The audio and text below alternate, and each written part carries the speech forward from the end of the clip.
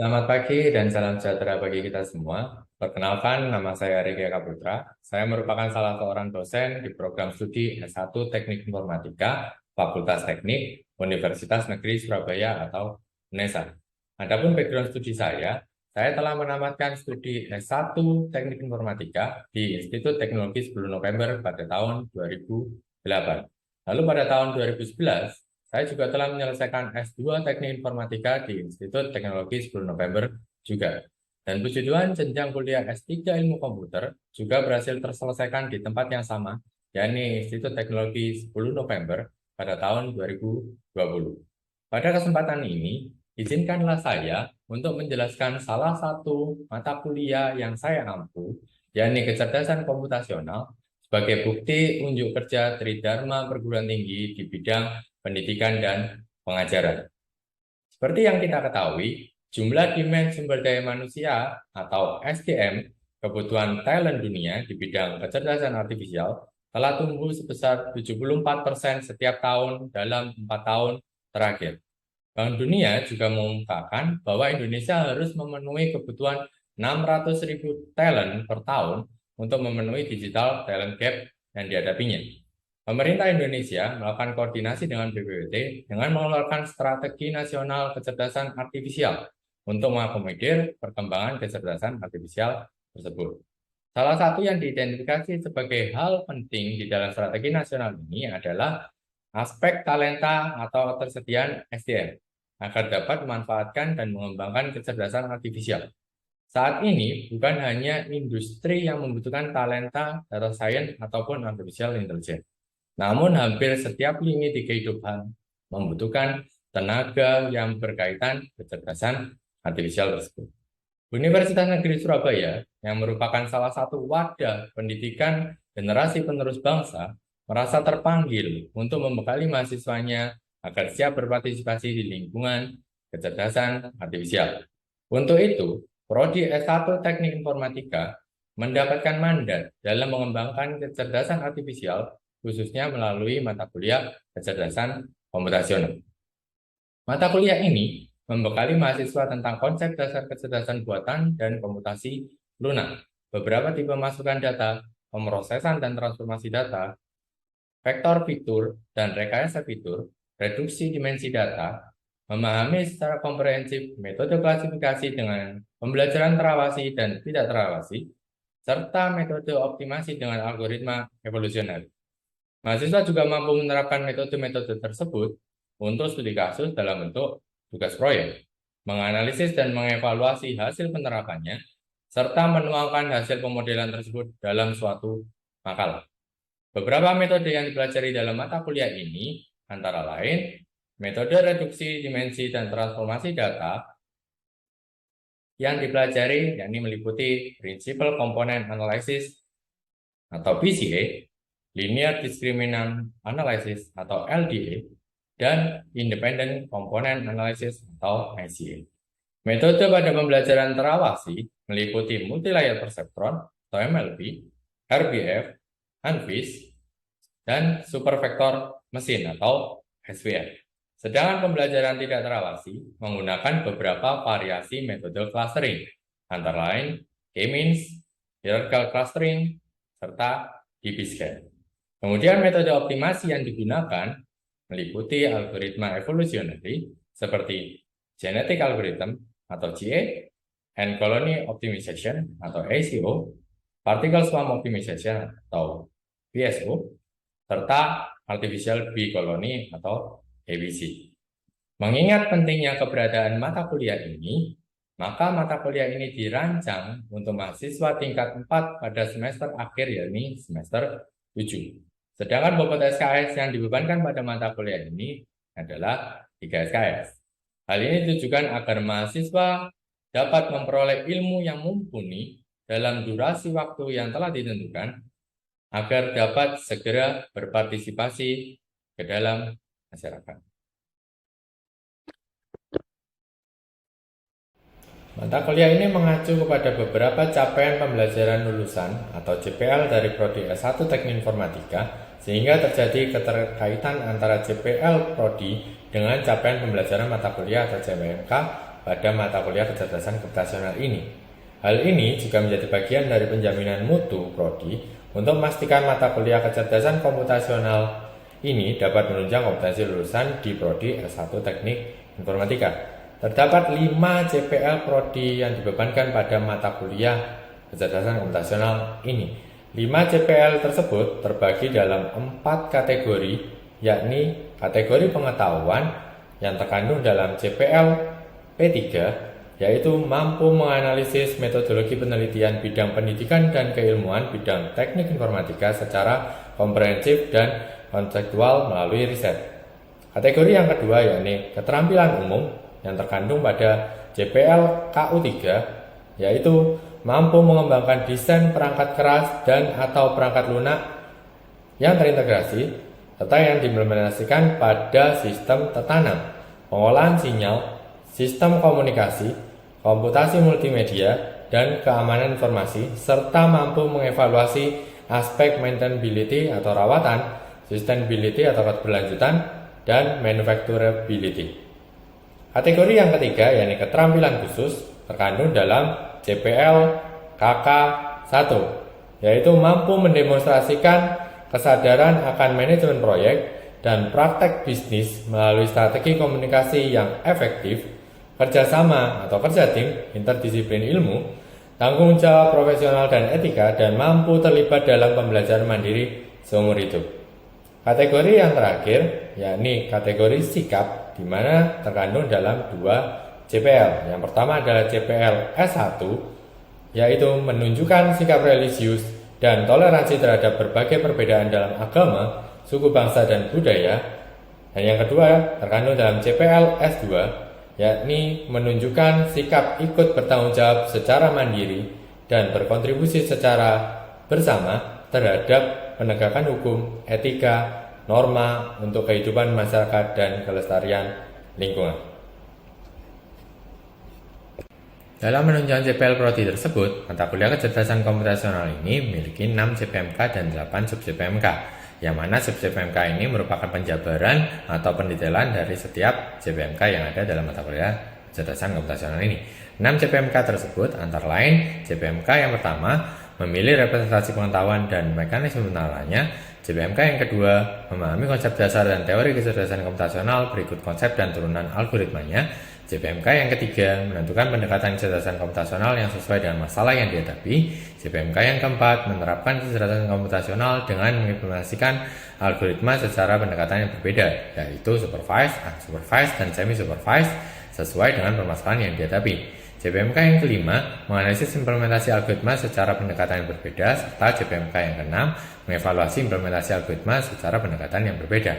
Sedangkan 8 sub-CPMK yang dimaksud, yakni sub-CPMK yang pertama, mahasiswa mampu memahami konsep dasar kecerdasan buatan dan soft computing. Sub-CPMK yang kedua, mahasiswa mampu menjelaskan macam-macam masukan data dan gambaran proses transformasi data. Sub-CPMK yang ketiga, mahasiswa mampu menjelaskan vektor fitur dan rekayasa fitur. Sub-CPMK yang keempat, mahasiswa mampu menerapkan metode reduksi dimensi seperti PCA, LDA, perbedaan PCA dan LDA, serta ICA. Sub-CPMK yang kelima, mahasiswa mampu menganalisis macam-macam metode clustering antara lain K-means, hierarchical clustering, serta DB-scan. Sub-CPMK yang keenam, mahasiswa mampu menganalisis macam-macam metode jaringan saraf tiruan, multilayer perseptor antara MLP, RPF, NVIS, dan support vector machine atau SVM. Sub-CPMK yang ketujuh, mahasiswa mampu menerapkan metode optimasi dengan evolutionary algorithm seperti genetic algorithm atau GA, and colony optimization atau ACO, particle swarm optimization atau PSO, serta artificial bee colony atau ABC. Sedangkan sub-CPMK yang terakhir dan sub-CPMK yang ke-8, mahasiswa mampu mengevaluasi penerapan metode clustering atau klasifikasi yang telah dioptimasi. Setiap CPMK tersebut dapat berkorelasi dengan satu atau lebih sub-CPMK. Hal ini menandakan setiap CPMK dapat didetailkan atau dijabarkan oleh banyak sub-CPMK. Bentuk korelasinya adalah sebagai berikut. CPMK 1 dapat diturunkan ke dalam sub-CPMK yang pertama dan yang kedua. CPMK yang kedua dapat dijabarkan ke dalam sub-CPMK yang pertama, kedua, dan ketiga. CPMK yang ketiga dapat terjawab oleh sub-CPMK yang kedua, ketiga, keempat, serta ketujuh. CPMK yang keempat dapat diturunkan ke dalam sub-CPMK yang keempat, kelima, dan keenam. CPMK yang kelima dapat dijawab oleh sub CPMK yang kelima, keenam, dan ke-8, serta CPMK yang keenam dapat dijawab oleh sub CPMK yang ke-8. Materi yang terkandung dalam mata kuliah kecerdasan komputasional ini terbagi menjadi dua bagian besar. Yang pertama adalah persiapan data yang dilaksanakan sebelum ETS atau UAS. Adapun materi yang terkandung dalamnya antara lain konsep dasar kecerdasan buatan dan komputasi lunak, jenis masukan data dan transformasi data, vektor fitur dan rekayasa fitur, serta metode reduksi dimensi dan transformasi data. Sedangkan bagian yang kedua, yakni pembangunan model atau pemodelan, dilaksanakan setelah OTS atau UAS. Adapun materi yang terkandung di dalamnya antara lain metode clustering, metode klasifikasi, metode optimasi, serta analisis dan evaluasi metode clustering dan klasifikasi yang teroptimasi terhadap data yang telah tereduksi dimensinya. Ada 15 pustaka atau referensi yang digunakan dalam mata kuliah kecerdasan komputasional ini. 6 referensi masuk dalam pustaka utama, sedangkan 9 yang lain masuk dalam pustaka pendukung. Dalam menyampaikan materi di mata kuliah ini, saya menggunakan pendekatan DIA yang merupakan kependekan dari Delivery, Interaction, and Assessment. Poin yang pertama adalah Delivery. Delivery menjelaskan bagaimana proses penyampaian materi tersebut dilakukan. Saya menggunakan beberapa metode pembelajaran dalam proses penyampaian materi tersebut. Adapun metode pembelajaran yang digunakan yakni ceramah bervariasi, role play, analisis kasus, serta project-based learning. Metode pembelajaran yang terakhir ini akan digunakan secara intens dalam memahami beberapa metode komputasional yang tentunya akan dikenakan di dalam mata kuliah ini. Tujuan dari penggunaan metode pembelajaran ini adalah agar mahasiswa mampu menyerap ilmu dengan baik, serta mampu menghubungkan dan mengimplementasikan untuk menyelesaikan permasalahan dalam dunia nyata dalam bentuk proyek. Poin yang kedua dari DIA adalah interaction. Pada bagian ini, saya menjelaskan proses interaksi yang dilakukan antara saya dengan mahasiswa. Proses pembelajaran dapat berlangsung secara daring ataupun luring, tergantung kebutuhan dan kondisi realnya. Saya mengedepankan model Student Centered Learning atau sering dikenal dengan SCL. Melalui SCL ini, saya berharap mahasiswa dapat berpartisipasi lebih aktif, sehingga mampu menyerap informasi-informasi yang terkandung di dalam materi dengan baik. Selain itu, saya juga menggunakan beberapa platform digital untuk membantu proses interaksi dengan mahasiswa. Beberapa platform tersebut antara lain aplikasi Zoom atau Google Meet untuk penyelenggaraan tatap muka secara daring, serta Google Classroom untuk memfasilitasi proses interaksi bersama mahasiswa secara daring tanpa terikat ruang dan waktu. Google Classroom ini juga menjadi tools yang digunakan dalam proses pengumpulan tugas mahasiswa, sehingga hal ini akan terkait pada poin ketiga dari DIA. Poin terakhir dari DIA yaitu assessment. Pada poin ini, saya akan menjelaskan proses penilaian terhadap kegiatan maupun partisipasi dan khususnya pada tugas-tugas di mahasiswa. Penilaian ini terbagi menjadi 4 komponen besar, yakni partisipasi sebesar 20%, tugas sebesar 30%, evaluasi tengah semester atau ujian tengah semester yang direncanakan akan dilaksanakan pada pertemuan ke-8 menyumbang 20%, dan evaluasi akhir semester atau ujian akhir semester yang dilaksanakan serentak pada pertemuan ke-16. Ini memberikan sumbangsi 30%. Komponen penilaian partisipasi atau tugas ini terbagi dalam beberapa materi, yakni materi konsep dasar kecerdasan buatan dan komputasi lunak sebesar 5%, jenis masukan data dan transformasi data sebesar 5%, vektor fitur dan rekayasa fitur memberikan 10%, metode reduksi dimensi data, metode clustering, metode klasifikasi, dan metode optimasi masing-masing menyumbang 15%, sedangkan analisis dan evaluasi metode clustering dan klasifikasi yang teroptimasi pada dimensi data yang tereduksi memberikan sumbangsi 20%. Masing-masing komponen penilaian tersebut juga telah disampaikan kepada mahasiswa melalui kontrak perkuliahan di awal pertemuan. Selanjutnya, saya akan menampilkan cuplikan video pembelajaran secara daring menggunakan platform Zoom. Selamat menyaksikan. Terima kasih. Oke, selamat pagi dan salam sejahtera bagi kita semua. Kembali lagi dengan saya Rika Eka Putra di mata kuliah Kecerdasan Komputasional pada pertemuan yang keempat yang membahas tentang rekayasa fitur. Nah, sebelum kita mulai perkuliahan, maka kita mulai dengan doa terlebih dahulu. Nah, doa menurut agama dan kepercayaan masing-masing. Doa silakan. Oke, doa selesai. Kita mulai dengan definisi dari materi kali ini. Secara umum, semua pembelajaran mesin, data mining, dan data analitik bergantung dan mengambil keuntungan yang cukup besar terhadap proses rekayasa fitur yang efektif. Nah, beberapa tugas yang dapat terbantu dengan adanya rekayasa fitur ini antara lain klasifikasi, regresi, clustering, pendeteksian outlier, konstruksi ontologi atau taksonomi, intelijensia bisnis, dan sebagainya. Nah, dalam materi ini Anda akan mempelajari 3 hal. Yang pertama, menjelaskan tahapan transformasi data dan hasil yang didapat dengan menuangkannya dalam bentuk yang tertulis, menentukan fitur mana yang paling penting dengan informasi yang saling mendukung satu sama lain, dan yang ketiga dalam rekayasa fitur, yakni menemukan fitur baru untuk mendukung penyelesaian yang ada dalam permasalahan di dunia nyata. Oke, sebelumnya kita akan mengulas terlebih dahulu materi yang telah kita pelajari pada pertemuan yang sebelumnya. Yang pertama adalah transformasi data yang merupakan bagian dari persiapan dari data. Hal ini membutuhkan pengetahuan besar dan detail serta waktu yang banyak untuk memastikan data tersebut agar dapat dianalisis sebersih mungkin. Transformasi data juga memerlukan beberapa teknik rekayasa fitur, yang oleh karena itu, maka keberadaan materi ini sangatlah diperlukan. Pada materi sebelumnya juga dibahas tentang normalisasi dan standarisasi, yang mana keduanya juga merupakan bagian dari langkah-langkah atau proses-proses yang diperlukan untuk mentransformasi data.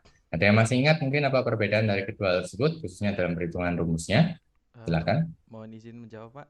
Penghitungan Yes. standarisasi melibatkan nilai rata-rata dan standarisasi dari data, sedangkan normalisasi membutuhkan nilai minimal serta maksimal dari sebaran data.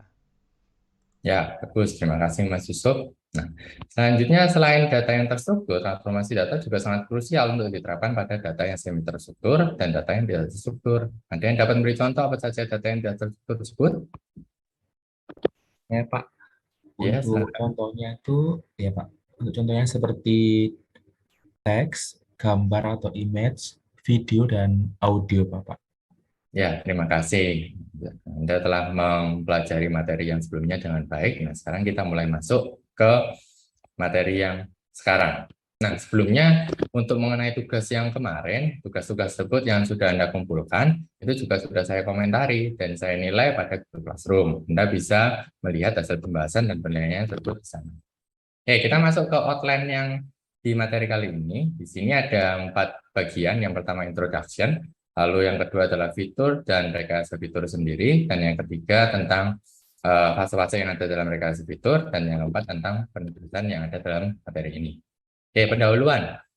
Nah, mengapa rekayasa fitur itu cukup penting? Nah, di sini berdasarkan hasil survei di whatsbigdata.com, itu dilihat 80% waktu yang dihabiskan oleh seorang engineer itu berkaitan dengan persiapan pada data, yakni mulai pengumpulan data, pembersihan data, serta untuk pengelompokan dari data. Sedangkan 20% waktu yang dihabiskannya itu baru untuk membangun sebuah algoritma atau pemodelannya. Nah, ini berkaitan juga dengan 77% dari responden yang ada di situs yang sama itu akan merasakan fase dalam persiapan data itu cukup membosankan atau melelahkan, menjenuhkan terutama. Nah, sehingga seringkali kelalaian terhadap data itu sering terjadi dan menganggap data itu kurang penting, padahal hal itu akan sangat berakibat fatal terhadap proses pemodelan yang ada di tahap selanjutnya. Oke, sebagai contoh untuk pembersihan data, di sini kita bisa melihat ada sebuah data, inisial datanya Desember 16 9 AM server shutting down, dan di sini ada sebuah tanda NA%. NA% ini ketika dalam proses pembersihan data itu akan dihilangkan. Karena pada dasarnya NA% ini merupakan simbol yang mewakili tanda baca dan. Nah, ini bisa temui pada beberapa log data seperti alamat URL, HTML, dan yang lain. Tapi supaya makna dari data itu bisa lebih berarti, maka NP-nya itu bisa diganti dengan tanda kali saja. Sehingga datanya menjadi 16 Desember 9 AM, server shutting down and restarting. Itu data yang sudah dibersihkan. Lalu selanjutnya untuk pengorganisasian datanya, di situ bisa dikelompokkan menjadi 2 kategori. Di situ ada dari date-nya, dari tanggalnya, yakni 16 Desember 9 PM-nya, dan teksnya berisikan server shutting down and restarting-nya. Selanjutnya untuk tahap fitur dan rekayasa fitur, di sini pertama kita mengerti terlebih dahulu dari fitur itu sendiri apa. Nah, di sini fiturnya dalam konteks kecerdasan komputasional, sebuah fitur itu dikatakan merupakan sebuah atribut atau variabel yang digunakan untuk merepresentasikan atau mendeskripsikan aspek-aspek yang ada pada objek-objek yang tertentu. Nah, sebagai contoh di sini misalnya seorang manusia. Dan di sana punya fitur apa saja? Ada usia, ada warna mata, ada tinggi, ada badan. Lalu ada mahasiswa. Di situ ada NIM, ada fakultas mana, ada degree-nya S1, D3, D4, dan seterusnya. Nah, mungkin ada yang bisa ngasih contoh lagi fitur dalam objek-objek yang ada di sekitar Anda, apa saja mungkin? Menjawab, Pak. Ya, silakan. Ya, seperti contohnya laptop, Ya, Mbak. seperti merek, warna, jenis, laptop, warna, dan lain-lain. Oh ya, baik. Terima kasih banyak, Mbak. Nah, selanjutnya di sini untuk jenis-jenis dari fitur, di situ ada binary, categorical, discrete, continuous, sama kompleks. Nah, kalau binary tentunya kita bisa tahu jawabannya ada kemungkinannya dua ya. Seperti contohnya apakah turbin ini membuat noise, apakah seorang sopir taksi itu bisa diberikan tips atau tidak. Nah, gitu. Lalu untuk categorical, sini contohnya mungkin warna dari sebuah mobil, lalu mereknya dari mobil, tipe credit card. Sedangkan untuk discrete misalnya berapa jumlah pizza yang dimakan, lalu untuk continuous di situ contohnya adalah temperatur dari mesinnya, latitude, longitude. Dengan untuk yang kompleks di sini bisa muncul dari date-nya, apakah itu terdiri dari year-nya, untuk tahunnya, dan untuk bulannya, serta untuk harinya. Di mana tahun sama bulan mungkin bisa diisi dengan angka, tapi untuk harinya bisa diisi dengan teks atau string. Oke, fitur di sini kita berdasarkan dari pemahaman kita mengenai jenis fitur yang ada, ya ini sangat penting karena setiap jenis fitur tertentu memerlukan pendekatan analisis yang berbeda karena perbedaan struktural dalam domainnya. Oke, fitur yang kategoris ini bisa juga direpresentasikan dalam bentuk yang numerik atau nilai yang numerik. Untuk itu kita perlu hati-hati dalam merepresentasikan jenis fitur ini. Salah satu pendekatan yang bisa digunakan adalah one-hot encoding. Nah, one-hot encoding seperti contohnya di sini misalnya kita punya data dalam sisi kiri, dari mana terdiri dari 2 kolom ID sama color atau warna ya. Nah, itu bisa kita petakan atau kita pecah untuk kolom warnanya menjadi 3 bagian sesuai dengan jenis dari warna yang tertera pada data yang ada di tabel pertama. Di situ ada warna merah, biru sama hijau, maka di situ terpecah menjadi 3 kolom. Kolom pertama untuk warna merah, dan yang kedua warna biru, dan yang ketiga warna hijau.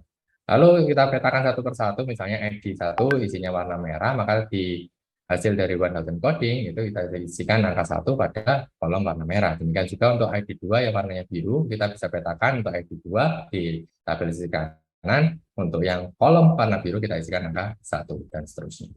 Oke, selanjutnya mengenai kegunaan, di sini kegunaan sebuah fitur itu dapat diukur dengan signifikan pengaruh fitur tersebut pada hasil analitik data. Misalnya dalam klasifikasi, sebagian besar dalam hal peningkatan akurasi klasifikasinya. Kemudian pemahaman dan interpretasi dari fitur juga dapat digunakan sebagai salah satu tolak ukur yang akan digunakannya. Selanjutnya di sini feature engineering berdasarkan atau menurut Sinan Özdemir, ini pada buku Feature Engineering Made Easy. Feature engineering atau rekayasa fitur itu sendiri merupakan proses transformasi data menjadi sebuah fitur yang merupakan representasi yang lebih baik terhadap permasalahan yang mendasarinya, sehingga bisa menghasilkan peningkatan performa dari pembelajaran mesin atau mesin learning itu sendiri. Nah, fase-fase dari rekayasa fitur di sini yang pertama adalah untuk feature understanding, yakni memahami data dan domain permasalahan dengan informasi kuantitatif dan kualitatif yang dimiliki. Lalu feature improvement, yakni pembersihan data, pengisian nilai yang kosong, lalu transformasi data tidak terstruktur dan normalisasi data. Lalu feature transformation. Feature transformation ini berkaitan dengan pembentukan suatu fitur baru berdasar dari fitur-fitur yang sudah ada, biasanya menggunakan pemetaan matematik. Nah, kita fokus ke pengisian nilai yang kosong. Nah, sini salah satu teknik yang ditawarkan adalah imputasi, di mana untuk menggunakan imputasi ini kita bisa mengeliminasi teknik selanjutnya yaitu menghapus dari baris atau kolom yang kosong tersebut, karena itu akan bisa mengakibatkan pengurangan dari nilai yang ada atau data-data yang sudah ada. Oke. Nah, mengapa data kosong itu biasanya karena kesalahan dari manusia atau karena interupsi atau mungkin karena privasi sehingga orang enggan untuk mengisikan. Nah, untuk imputasi di sini ada dua jenis, imputasi yang numeris dan imputasi yang kategoris. Untuk yang imputasi numerik, kita bisa menggunakan median sebagai pengganti min, karena min itu condong ke sensitif terhadap outlier, sedangkan selanjutnya kita bisa menyaksikan nilai arbitrary atau nilai yang sembarang dan end of tail atau nilai akhir, nilai dari sebuah kolom. Jadi itu nilai akhirnya bisa kita isikan pada nilai yang kosong. Tapi kalau untuk yang data kategoris, kita bisa mengisikan nilai yang kosong itu dengan kategori yang sering muncul atau bisa kita isikan dengan kategori lain seperti other. Oke. Lanjutnya untuk yang rekayasa fitur untuk fase-fase yang selanjutnya bisa kita lanjutkan di feature generation, yakni membuat sebuah fitur baru yang mana tidak tercover di feature transformation. Selanjutnya adalah feature selection, yakni berkaitan untuk memilih fitur yang dengan ukuran yang lebih kecil atau jumlah yang lebih kecil daripada kumpulan fitur yang lebih besar. Feature reduction, feature selection ini atau inti dari sebuah rekayasa fitur adalah upaya untuk mendapatkan lebih sedikit fitur. Karena fitur yang tidak informatif akan membebani model machine learning dengan parameter yang tidak perlu. Pada umumnya terlalu banyak parameter akan menghasilkan hasil yang kurang optimal karena mudah untuk dioverfit atau memerlukan data pelatihan yang jumlah besar. Upaya reduksi fitur ini dapat dilakukan baik secara eksplisit, yang memilah fitur tertentu atau memetakan vektor fitur jika fitur tersebut false dalam dimensi yang lebih rendah dan lebih padat. Nah, tujuannya apa? Tujuan dari fitur selection ini bisa meningkatkan akurasi, interpretabilitas, lalu mereduksi dari memory footprint atau training time. Namun, di fitur selection ini kita tidak hanya berfokus pada peningkatan nilai akurasi, tapi juga bagaimana model itu secara mudah bisa dipahami atau diinterpretasikan oleh manusia. Oke. Nah, sebelum masuk tugas, mungkin ada yang bisa menyimpulkan apa saja yang telah dipelajari pada kali ini? Saya, Pak. Ya, silakan.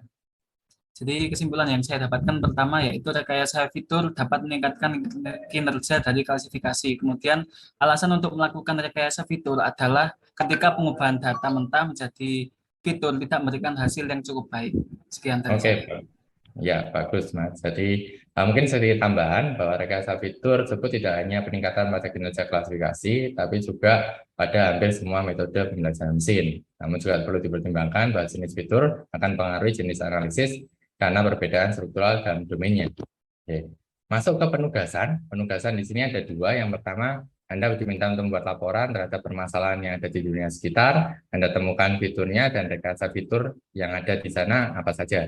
Lalu yang tugas kedua adalah Anda membuat laporan terhadap eksperimen terhadap hands-on yang ada di sini. Dan ini Anda mulai untuk membuat sebuah program terhadap rekayasa fitur terhadap permasalahan yang tertera dalam kasus ini. Nah, ini Anda bisa membuat contoh programnya. Lalu dua tugas itu nanti akan dikumpulkan dalam tugas yang ketiga yang tertera pada Google Classroom. Nah, itu untuk materi yang kali ini. Dan ini beberapa referensinya. Mungkin ada yang ditanyakan sebelum diakhiri, silakan.